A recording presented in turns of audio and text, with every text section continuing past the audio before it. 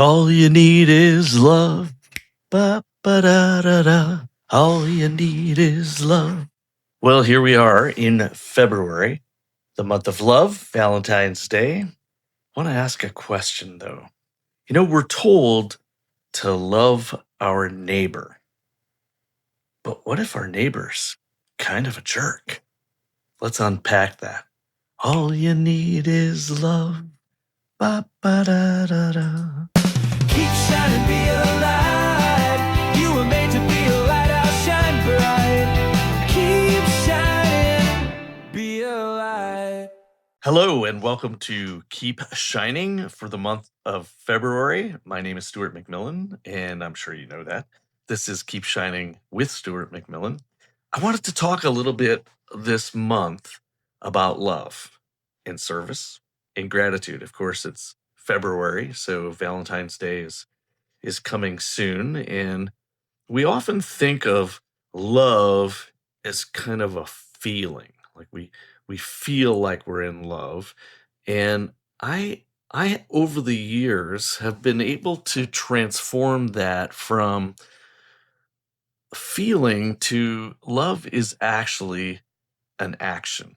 I had the opportunity to marry my niece, Erin, and her husband, Sebastian. And one of the charges I gave them was that love, that feeling of love, the butterflies and the nice feeling, that disappears. Or it can disappear. It doesn't disappear forever. If it does, we're in trouble. But the feeling of love is something that kind of comes and goes, and that when we get married or we commit ourselves to another individual, we're committing to the action of love, not the feeling of love. And I think that was important for me in my own marriage, but I think it goes beyond that. I think it's actually important in life. It's important in our interactions with other people because sometimes we just don't feel like loving. We don't feel, we don't have this emotional feel for loving other people. And I think as human beings, there's this sense in which our role and if you're a believer, if you believe in the fruits of the spirit, one of the fruits of the spirit is love, to be loving. Interestingly enough, I had the opportunity to get to know Bob Goff a little bit more. Bob Goff wrote a book that I read a number of years ago called Love Does. And in the book Love Does, Bob relates a bunch of stories about how he sort of found himself going above and beyond in an effort to act out love, to show love. And it's interesting because for the past, I want to say, probably 6 or 7 years, I've talked about being a light. This whole podcast is called Keep Shining, Be a Light. And the very idea of being a light was when people look at me or look at you, because I'm encouraging you to do the same thing, that they see a light, that they see, or that we're at least providing light, providing a pathway, providing something to them in their world. It has only been over the past, I want to say 3 to 6 months, that I started to think, when I think about love, is be love. So transforming or using what I've often talked about, be a light, to be love. Well, what does that mean? I mean, as I thought about it, I went, that's what I want. I want to be love. And I'm writing a book, as most of you know, called How to Keep Shining in a Cloudy World. And one of the chapters is on this. It is on one of the best ways for us to keep shining in a cloudy world is to be love. it sounds sort of altruistic and airy-fairy, but when I started to try to sort of articulate what does that mean, I think what it means is I want people to look at me and see love. I want them to look at me and say, "This guy exudes love." So I'm talking about Bob Goff. I actually had the opportunity a few months back to spend a week with him, and man, the dude exudes love. He doesn't have prerequisites for his love, and I think that's one of the really important things. He doesn't say, "I will love you if."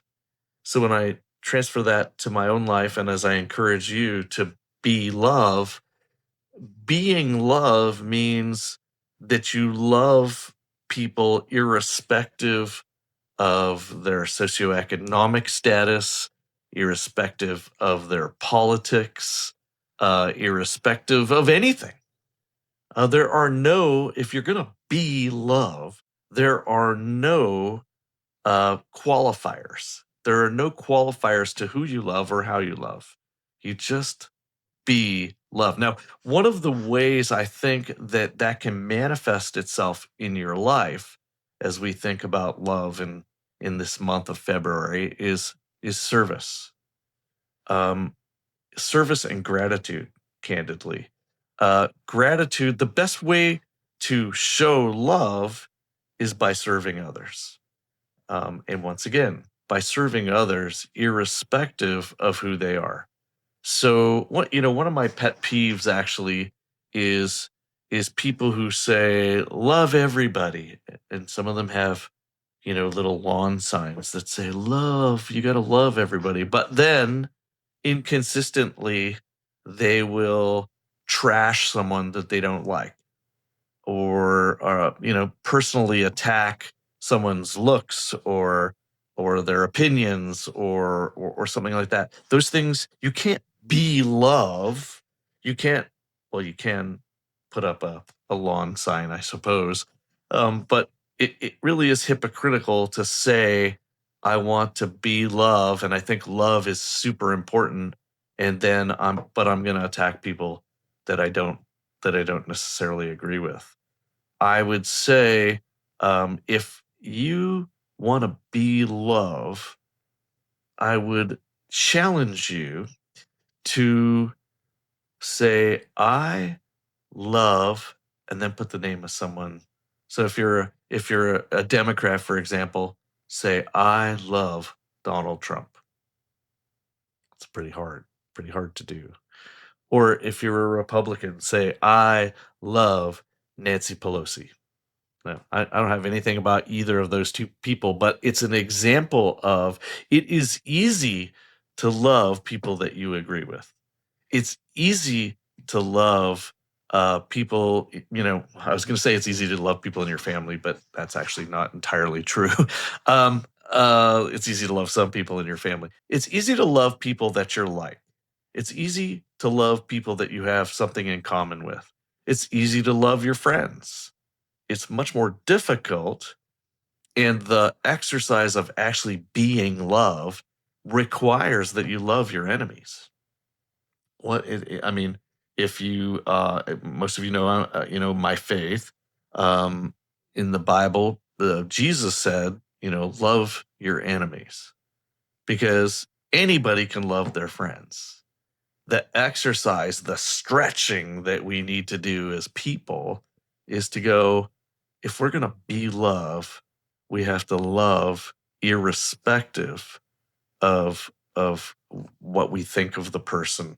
We have to reach out and love them anyway. And as I was saying, one of the key ways to do that in my mind is service. Is having a servant's heart and looking at an individual and saying, how can I help them? How can I serve them? And in doing so, in throwing off the prerequisites to serving them and saying, it just doesn't matter. It doesn't matter. I'm going to serve them regardless. That's a way to truly, truly show love. And I think there's kind of a gap in there, though. So how do we get from this effort to be love to serving everyone. I think in the middle is a a sense of gratitude for who we are and what we have and irrespective of what we have. I think that a heart of gratitude allows us to serve. If we appreciate all the things that we have, if we are grateful for the people in our lives that have been placed in our lives, if we're grateful for our circumstances, even when they're difficult, that sense of contentment, let's use that word, that sense of contentment allows us to serve. So, in order for me to be love and um, to serve without any prerequisites, to serve unconditionally, I need to be so grateful in the place that I'm at that that becomes easy.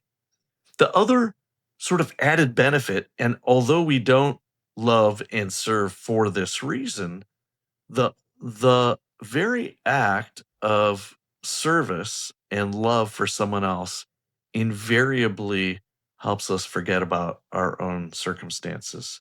I used to be in a small group with a guy named David Toyson, and David Toyson at the time was the president of World Vision in Canada. And David said he had done some studies at the University of Toronto, and one of the things that was proven was that people who serve, we can say people who love, people who are involved in service are invariably happier than people who don't. And not just are they happier, but people who love and serve are invariably more content with their own life. It's weird. By focusing on other people, by focusing on love and service, we become more grateful for that which we have. And so I would just encourage you this February, this month of Valentine's, to focus on service, focus on what you can do for other people, to be others focused. And I'm going to challenge you, as I challenge myself, I'm going to challenge us to serve people that we don't even like. Wow.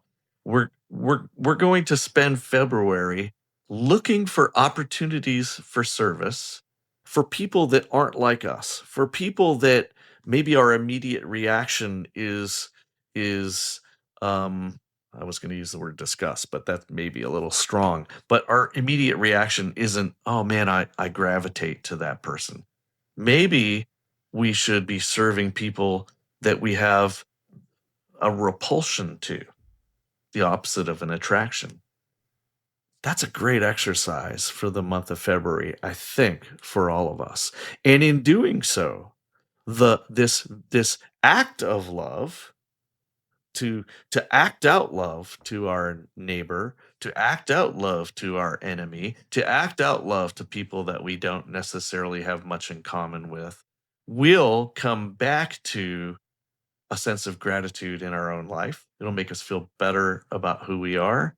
And we will then embody love. We will be love. People can then see us, see love in us. So I'm going to encourage you this month, be a light, be love, be love. Keep shining and be